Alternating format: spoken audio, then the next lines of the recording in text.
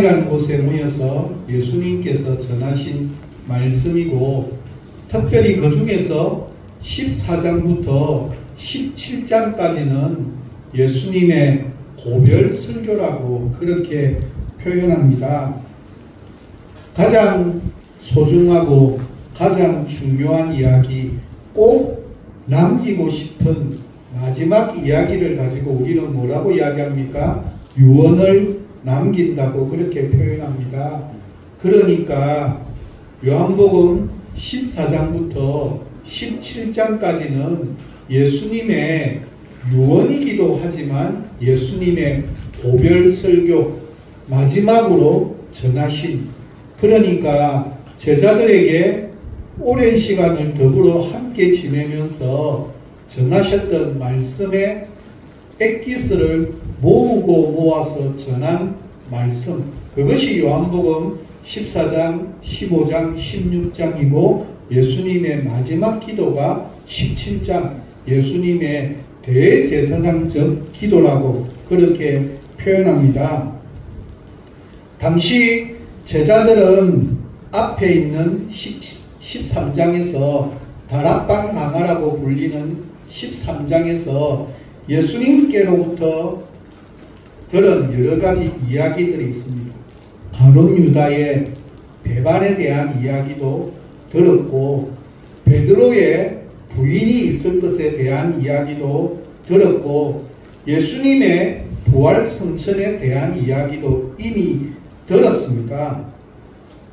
그래서 어떻게 보면 그 많은 이야기들을 들으면서 가졌던 마음, 그것은 3년 동안 자신들과 함께 했던 예수님께서 곧 우리의 곁을 떠날 수 있겠구나에 대한 생각을 가지면서 찾아오는 제자들의 마음은 불안과 염려와 걱정과 근심의 거리로 가득 찼습니다. 그들의 마음속에는 이제는 어떻게 살아야 될 것인가에 대한 고민과 두려움의 마음이 밀려오기 시작했습니다. 그들에게 전하는 첫 번째 메시지의 말씀의 시작이 14장 1절입니다. 예수님의 유언의 첫 번째 시작의 말씀이기도 하지만 그렇게 두려워하고 걱정하고 있고 염려하고 있는 그들에게 예수님께서 전하신 첫 번째 메시지입니다. 주님께서 제자들에게 이 말씀을 하실 때는 언젠가면 곧 로마 군병에 의해서 잡혀가기 몇 시간 전의 말씀입니다. 이미 가룟 유다는 예수님을 팔아넘기기 위해서 자리를 떠나고 만 상태 가운데 있습니다. 베드로가 주님께 그렇게 물어보죠. 주여 어디로 가시나이까? 그렇지만 주님께서는 내가 가는 곳에 지금은 내가 따라올 수 없다라고 그렇게 사양하셨던 말씀, 주님을 위해서라면 목숨까지 버리겠노라고 베드로가 맹세했지만 주님께서는 닭 울기 전에 3번이나 부인할 것에 대한 이야기도 미리 알려주셨습니다.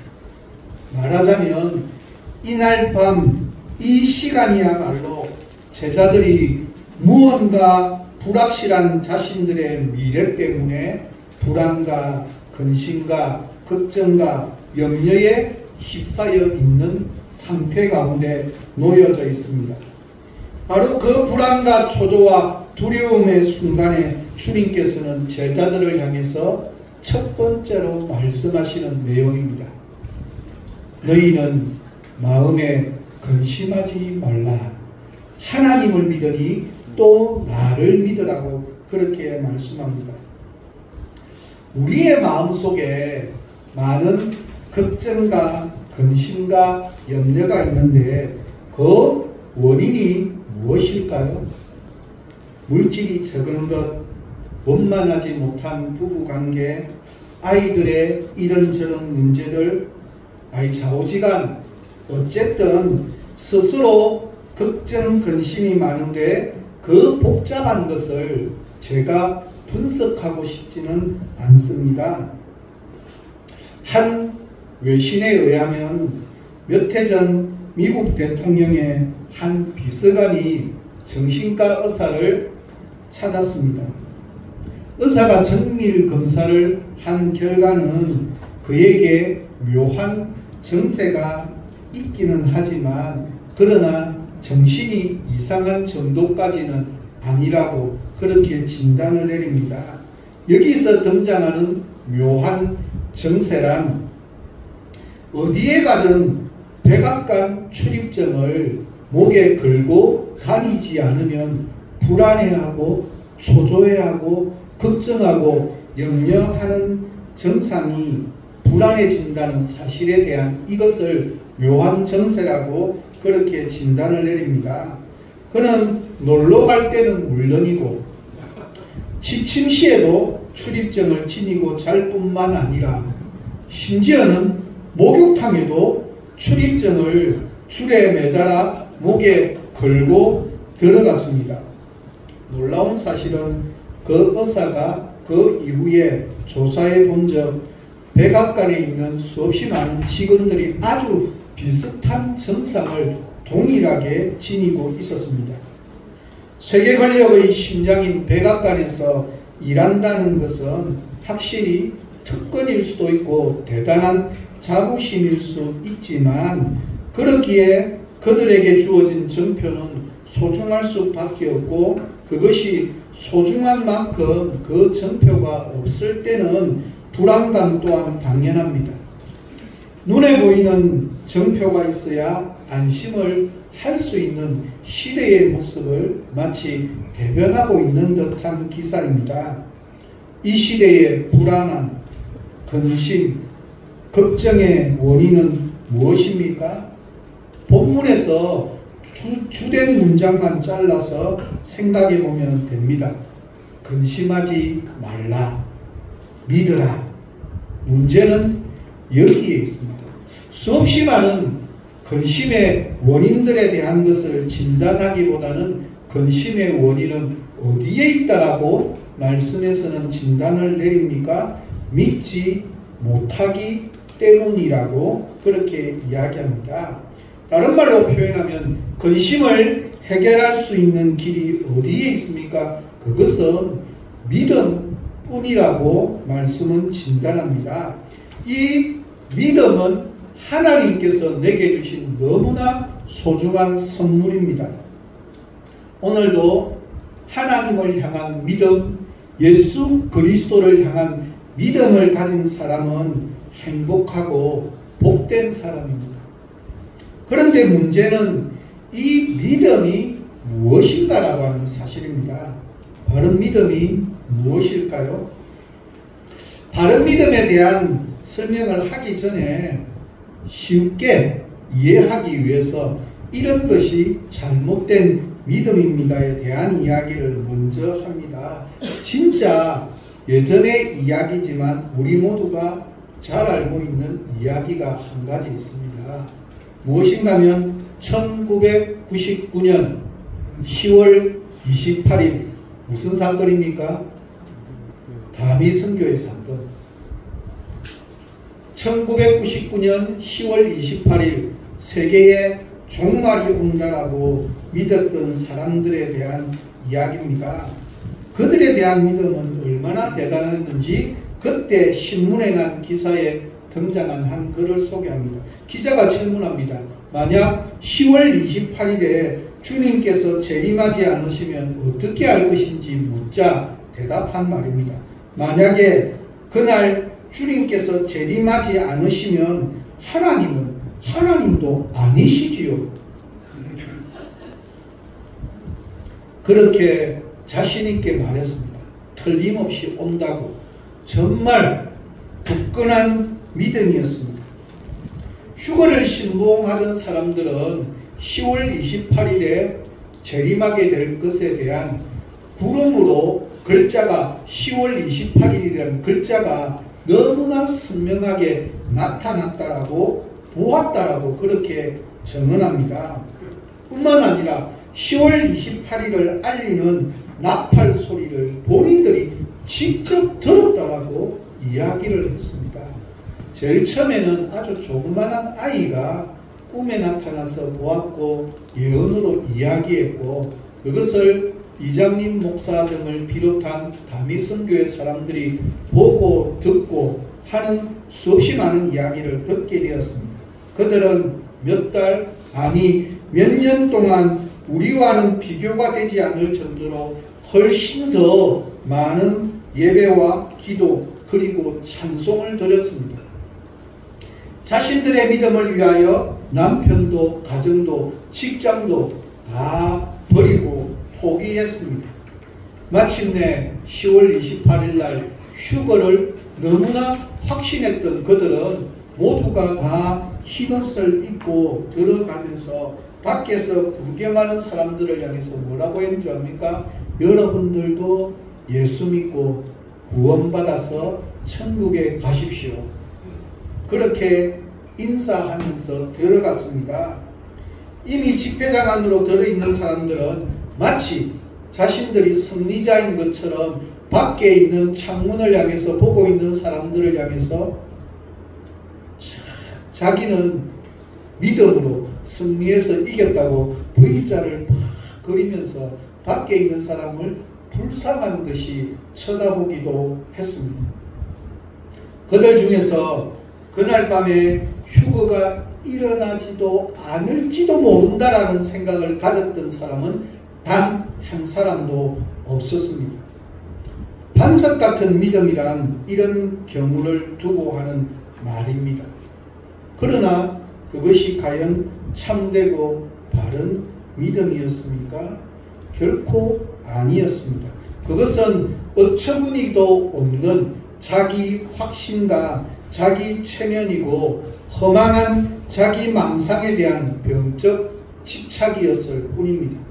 한마디로 그들이 믿었던 것은 주님의 말씀이 아니라 자기 자신, 자기 마음속에 가지고 있는 자신에 대한 믿음에 지나지 않는 부분이었습니다.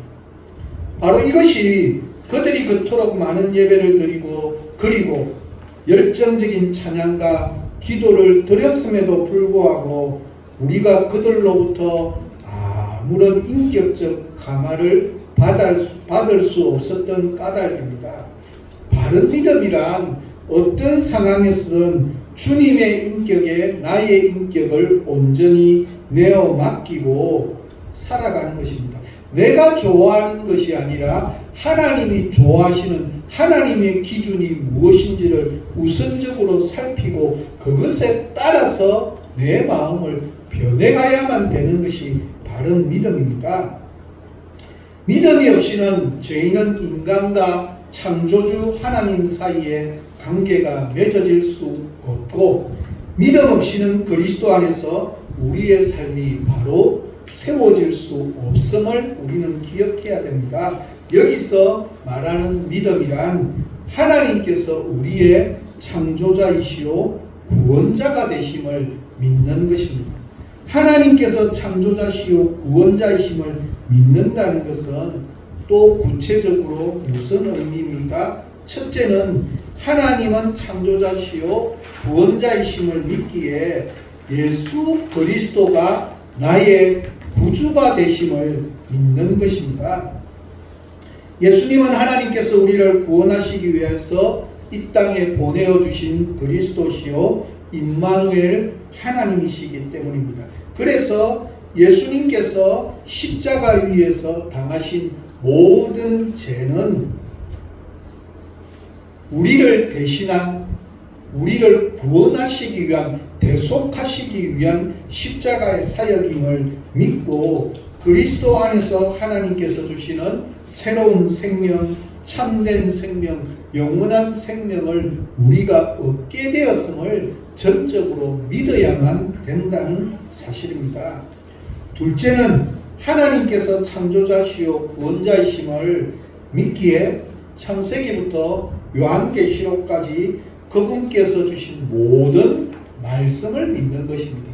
우리에 대한 궁극적인 믿음은 예수 그리스도에 대한 것이기도 하지만 그것은 말씀 안에서 약속하신 것이기 때문에 믿는 것입니다. 10월 28일에 대한 믿음이 자기 확신이라고 하는 이유는 그렇게 날짜를 가르쳐 주는 것이 종말이 아니라고 말씀에 약속하고 있기 때문에 아무리 환상을 통해서 기도 가운데 예배 가운데 나타나서 보여주었다 할지라도 성경과 다른 것에 대해서 믿는 것은 결코 바른 믿음이 아니라는 사실입니다. 그렇습니다.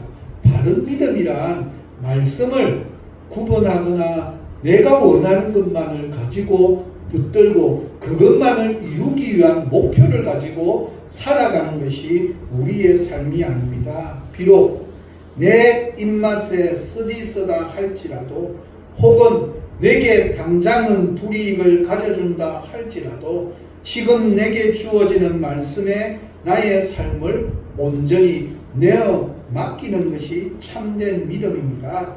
지금 내게 주어지는 모든 말씀이 실은 나를 살리기 위한 하나님의 계획과 하나님의 말씀이 여기에 있음을 분명하게 믿고 받아들이는 믿음입니다.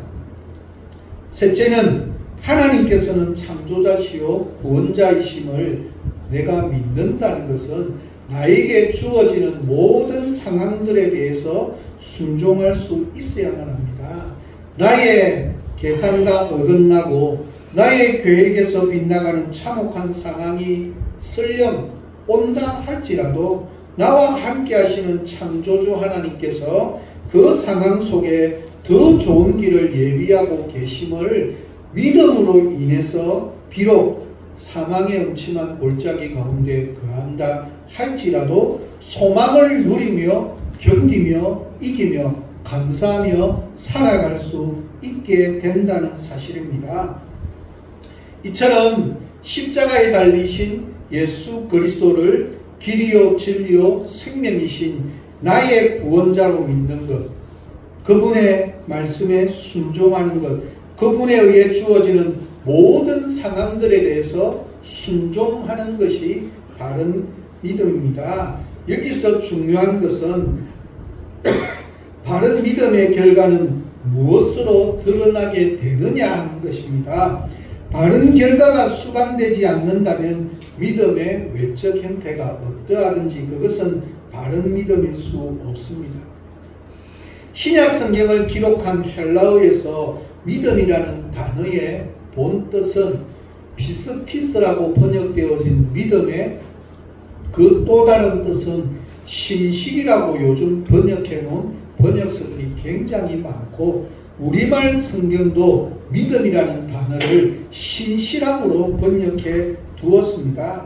그러니까 믿음이란 뭐를 이야기합니까? 하나님에 대한 믿음, 예수 그리스도에 대한 믿음, 말씀에 대한 믿음, 상황들이나 환경에 대한 믿음을 가지면 가질수록 그것은 우리에게는 신실함으로 반드시 나타나게 된다는 사실입니다. 이것은 결코 잊지 말아야만 합니다. 믿음은 부질없는 탐욕을 부여잡고 그것이 이루어지기를 간절하게 바라는 그것이 믿음의 뜻이 아닙니다. 그것은 허망한 미신일 따름입니다. 믿음은 신실한 삶을 위한 발판이요 띵틀입니다. 믿음의 대상인 하나님께서 신실한 삶으로 살아가기 우리를 그렇게 살아가기 위해서 믿음이라는 띵틀로 우리에게 다가오셨습니다. 믿음의 대상인 하나님께서 신실한 분이시오. 그분께서 보내신 예수 그리스도께서 신실한 분이시오. 그분의 말씀이 또한 신실하기 때문에 그것을 믿는 우리의 삶도 동일하게 신실하게 나타나게 되어 있다는 뜻입니다. 오늘날 교회와 그리스도인들이 사회로부터 신뢰받지 못하고 있다면, 아니 오히려 신뢰받는 정도가 아니라 욕을 들어먹고 있고 손가락질을 받고 있고 개독교라고 욕을 받고 있다면, 수많은 그리스도인들이 사회에 아무런 영향도 미치지 못하고 있다면 그 이유는 무엇이라는 겁니까? 우리의 삶이 신실하지 않기 때문에, 믿음대로 살아가지 않기 때문이라고 그렇게 해석할 수 있습니다. 하나님께서 나의 생사를 주관하시는 창조자시요 심판자시요 구원자이심을 믿는다라고 한다면 우리의 삶 속에는 내가 언젠가는 죽고 난 이후에 하나님 앞에 서게 될 존재라는 사실을 믿는다면 우리는 이 세상 가운데 신실하게 살아갈 수 있어야만 합니다. 아직까지도 하나님의 말씀을 나의 욕망을 채우기 위한 도구로만 이용하고 있으면 우리는 결코 신실한 삶을 살아갈 수가 없는 사람입니다. 그래서 오늘 본문에서 믿으라고 하는 단어는 피스투에테라고 하는 원어인데 그 원어의 본질, 원문에 가까운 그 뜻은 원문은 뭐라고 되는가 하면 피스튜. 그래서 이것을 믿음이라고 하는 단어로 번역하는 것입니다. 그래서 이것을 신실이라고 번역해야 된다고. 인칭 복수 현재 명령형으로 번역을 해보면 우리말로 쉽게 번역을 하면 이런 뜻입니다. 잠시도 쉼 없이 계속적인 믿음을 가져야 한다는 의미입니다. 지속적 믿음을 갖는 것이야말로 모든 근심을 근원적으로 극복할 수 있는 방법입니다. 오해하는 말씀, 우리가 흔히 잘 오해하는 말씀 가운데 한 개가 고린도전서 4장 2절입니다. 무엇일까요? 누구든지 새해가 되면 헌신 예배 때 자주 듣는 설교, 재직 헌신 예배 드릴 때마다 거의 몇 년 안에 한 번 듣는 설교, 뭡니까? 고린도전서 4장 2절 말씀, 그리스도인 그리고 맡은 자들에게 구할 것은 뭐라고요?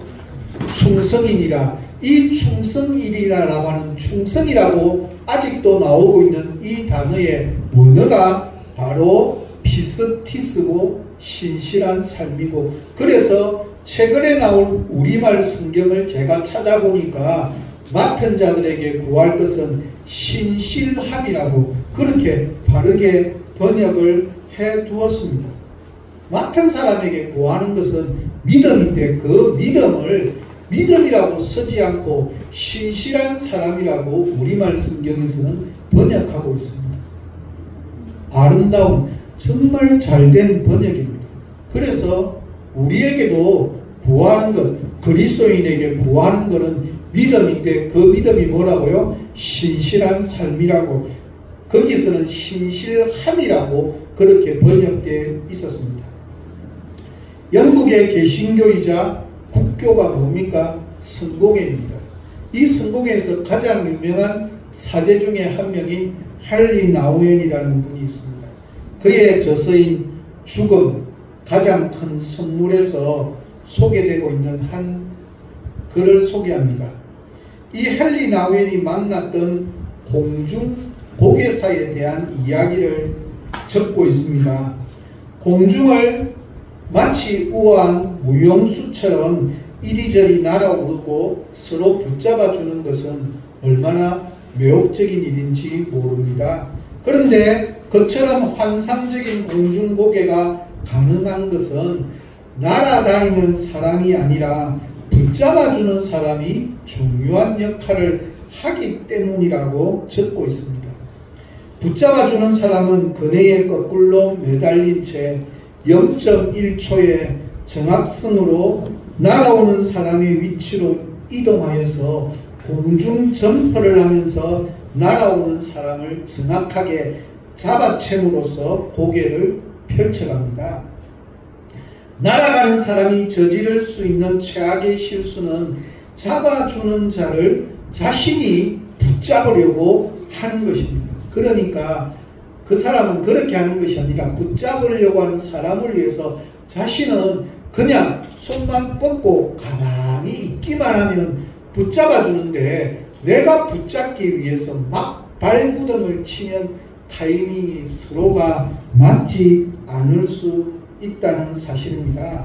자기가 잡으려고 하면 그 경우에는 10중 8구 붙잡아주는 자의 손목을 부러뜨리거나 아니면 자기의 손목이 부러지게 되어서 두 사람은 모두 끝장이 나버리고 만다라고 책에서 적고 있었습니다. 따라서 날아가는 사람이 할 수 있는 것은 아무것도 하면 안 되고 단지 두 팔을 그냥 뻗어가지고 내어 맡기기만 하면 됩니다. 그러면 붙잡는 사람이 자기를 반드시 붙잡아서 아름다운 고개를 펼쳐갈 수 있다는 사실을 전적으로 믿어야만 한다는 사실입니다. 그래야만 결국 아름다운 공중 고개를 최종적으로 가능하게 하는 것입니다.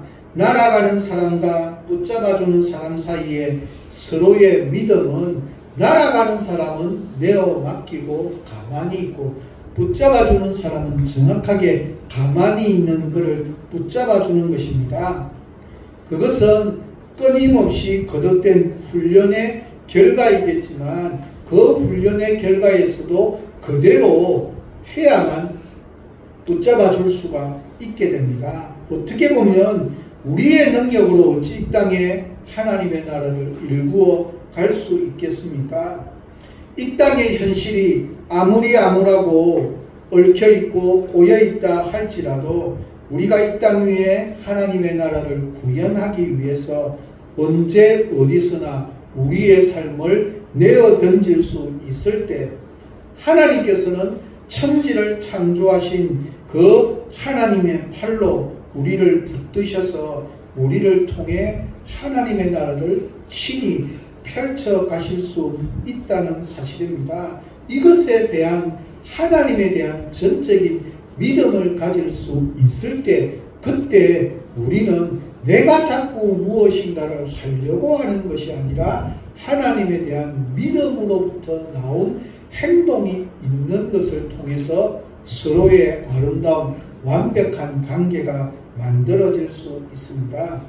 우리 사랑하는 청안교회 성도 여러분, 진정 이 나라가 새로워지기를 원하십니까? 그렇다면 때와 장소를 가리지 않고 진리를 발판 삼아서 하나님을 향해 나의 삶을 신실한 삶으로 내어 던질 수 있는 것, 그것이 바로 믿음의 삶입니다. 그것이 이 나라를 살리는 유일한 길이고 그때 우리는 하나님께 부끄러움 없이 다시 하나님의 품으로 돌아갈 수 있습니다.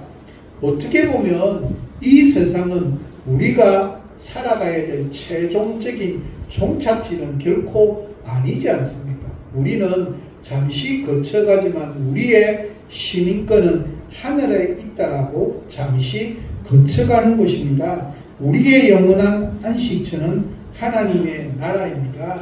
이 말은 좀 더 쉽게 설명하면 주님은 우리의 죽음 이후의 삶을 책임져 줄 수 있는 분임을 내가 믿어야만 된다는 사실입니다.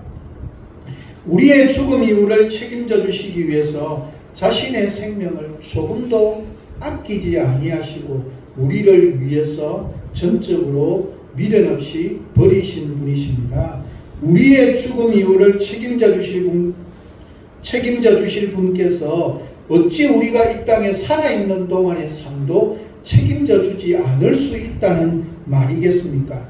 그렇다면 설령 내가 가지고 있는 계획이 좌절되기도 하고 무산되기도 하고 내 뜻이 어긋날 수도 있지만 절망하거나 근심하거나 걱정하거나 염려하지 아니하고 그 속에서 주님의 생각, 주님의 일을 아니 나를 위해서 역사하고 계시는 그분의 손길을 바라보고 믿을 수 있는 믿음을 가져야 된다라고 오늘 본문에서 이야기하고 있습니다. 때로는 우리의 삶 가운데 불안이 밖에서 문을 두드립니다. 그러나 우리는 안에서 우리의 마음속에서 믿음이 응답하고 문을 열어줄 수 있는 믿음이 있어야 하나님과 내가 하나가 될 수 있다는 사실입니다. 바로 그 순간부터 더 이상 불안의 기척이 내 삶에 들어올 수가 없습니다. 믿는다라고 하는 단어, 헬라어도 봤지만 라틴어 동사는 무슨 뜻인가 하면 크레도라고 하는 동사입니다. 이 동사는 무슨 뜻인가 하면 심장을 두드린다라고 하는 뜻입니다. 심장을 두드리는 게 아니고 심장을 전적으로 드린다라고 하는 뜻입니다.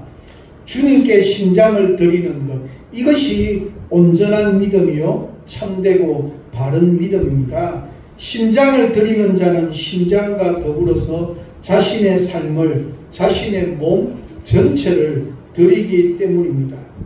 내 삶의 주인이신 주님께 나의 심장을 드리면 근심하지 않고 염려하지 않을 수 있는 믿음을 끊임없이 가지고 신실한 삶을 살아갈 수 있는 것, 그것이 바로 믿음의 참된 모습이라고 설명합니다. 너희는 마음에 근심하지 말라. 하나님을 믿으니 또 나를 믿으라고. 내가 이 땅을 살아가면서 근심하는 본질적인 이유는 다른 곳에 있지 않습니다. 수없이 많은 이유는 중요하지 않습니다. 진짜 본질적인 의미는 한 가지입니다. 하나님을 믿는 믿음, 예수 그리스도를 의지하는 믿음이 약하기 때문이라. 그것 때문에 근심과 걱정과 염려가 밀려 들어오고 있다라고 그렇게 말씀합니다. 2025년도가 시작되어졌습니다.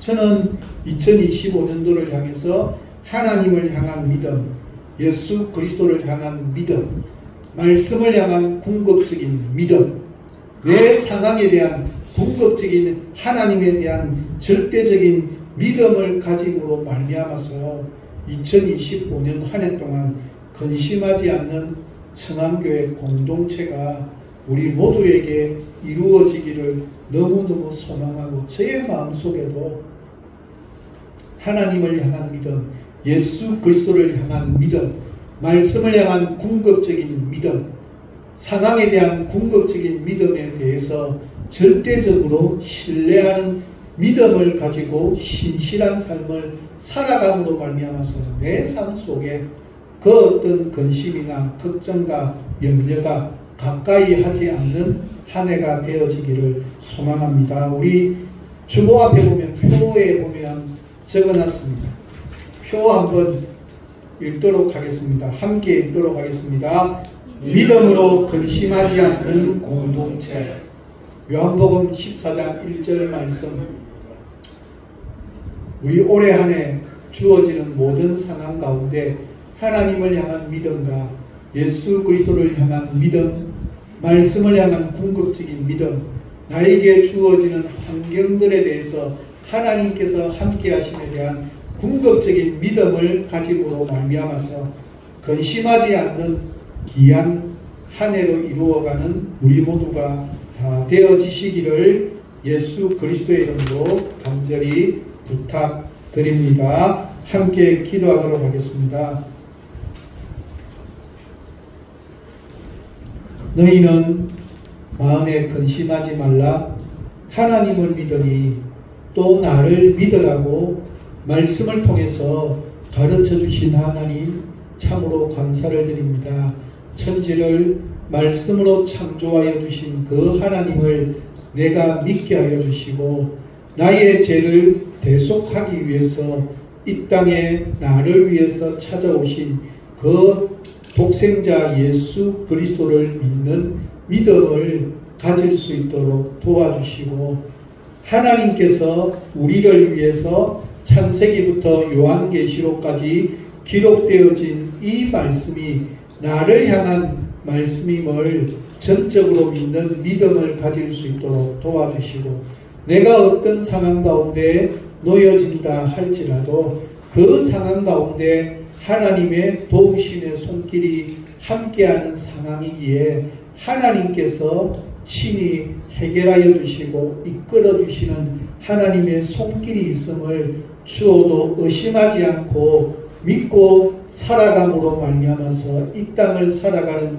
우리의 삶이 믿지 아니하는 사람들이 보기에도 아름다운 신실한 믿음의 삶을 살아갈 수 있도록 하나님 함께하여 주시고 도와주옵소서. 그러므로 말미암아서 이 땅에 살아가면서 근심하지 않게 하시고 염려하지 않게 하시고 하나님의 도움의 손길이 반드시 함께함을 바라보는 우리 모두가 되어줄 수 있도록 인도하여 주시옵기를 간절히 소원하며 우리의 기도를 들어 응답하여 주실 우리 주 예수 그리스도의 이름으로 기도하옵나이다. 아멘.